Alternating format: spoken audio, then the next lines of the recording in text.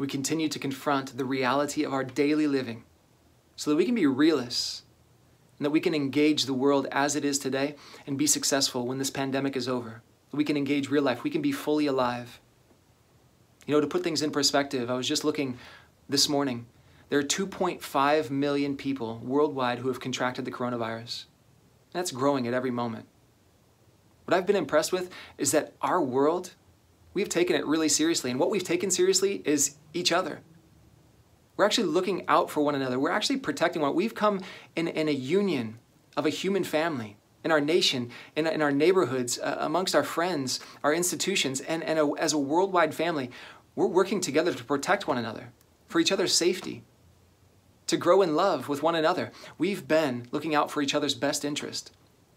What enrages me to no end are those who are trying to profit off of this and to take advantage of humanity, not for our good, but for their own, and actually to the detriment of humanity. And one of those pandemics that's going on right now in our midst that no one's talking about is the pornography pandemic. The pornography industry has always been evil, has always been taking advantage of humanity. But especially during these times of the coronavirus, do you know that they are preying on our youth? That they're preying on everyone, on all of humanity, but especially you, high school and college students. To put that into perspective, 2.5 million people throughout the world have the coronavirus. It's very serious. But 2.5 million. Do you know that before the coronavirus even began as a pandemic in our world, there were 92 million hits on pornography websites a day? 92 million. A day. Addictions. People that can't say no. An illusion of intimacy. And during this time of the coronavirus, they've been taking advantage of you and of our human family. How do they do that? They have the perfect concoction. You're at home, isolated, seeking intimacy, and you have a computer in your face all day long. They've made, many of these people in the pornography industry have made their sites free now. What you used to have to pay for is now free. And why do they do that? Because they know something. They're not generous. They know something about our humanity and about science. And the fact that pornography is just as addictive as heroin and cocaine. It works in the same places in our brain to bring about an addiction.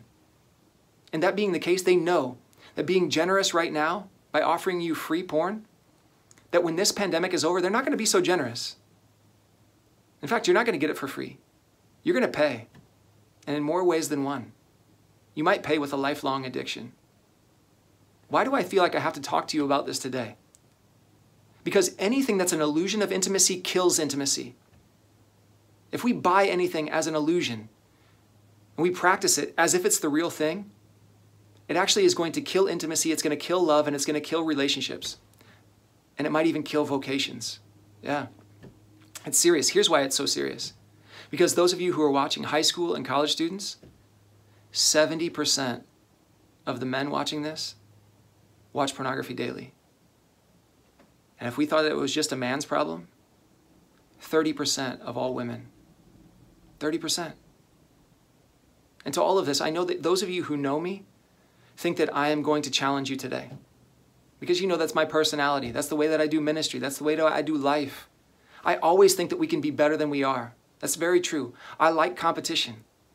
I like to be better than I am, than I was yesterday. I like to continue to grow, and I want you to grow. And I don't like the victim mentality, and I don't like pity parties. I was always taught to take control of life, to pick myself up and to move on and to be stronger. But I have to tell you today, I'm not going to challenge you. Today, I actually believe you are being attacked. I do believe that you are a victim. And to all of that, I honestly want to say I think the first part of healing from this and our first way of moving on is for me to say, I'm sorry. I'm sorry that you've dealt with this because you haven't even brought it on yourself. You've been hunted. You've been a prey to the pornography industry. How do I know that? Because they're sick. This is the way the pornography industry is sick. That all of you watching here today, 94% of you saw pornography before you were 14 years old. The average age that a child views pornography, girls and boys, the average age is 11 years old. Why do I say I'm sorry? Because you didn't ask for that. What 11-year-old is looking for pornography? Who's doing that? They're preying on you. They're entering into kids' cartoons. Do you know the peak of the pornography industry now is what they're marketing to? Is Monday through Friday, 3 to 5 p.m. And why? Because they know that without the coronavirus season, that's the time that children come home and get on their computers and before their parents come home from work. They're introducing you to something that they know that you will not be able to escape. They know that the mind that is still developing can develop a toxic habit that they may not ever recover from, and they will benefit from, the pornography industry will benefit from for the rest of your life. I know that many of you have problems with pornography today that you never asked for. And the problem is there's some shame that goes along with it. We don't talk about it. We're too ashamed to talk about it. Part of the greatest problem of the pornography pandemic is that it's secretive. We don't talk about it. And no addiction can get better if we don't talk about it, if we don't address it. And so I'm just telling you today, if you're living with shame of this, I'm telling you, it's not your fault. You never started this. You didn't ask for it. And I know that for a fact. The statistics tell us you didn't ask for it. I'm truly sorry that you're dealing with this. I'm just going to ask you to do one thing today, and there's many more things to be said, and there will be. I'm just asking you today to do one thing, just to name it. If you're struggling, just to name it without shame. And to recognize that you want to be better. We can't get better at anything if we don't name the problem. I'm asking you today to name it, to live without shame, to recognize if you've been waiting for somebody to relieve you of that pressure that you never asked for this, and now you find yourself in a problem that you don't know how to deal with, we're going to help you. We've been here helping people for years, and we want to continue to help you. I'm going to show you how to do that in the next couple days. But today, I just have to tell you, this is not your fault. I'm sorry that you're dealing with this.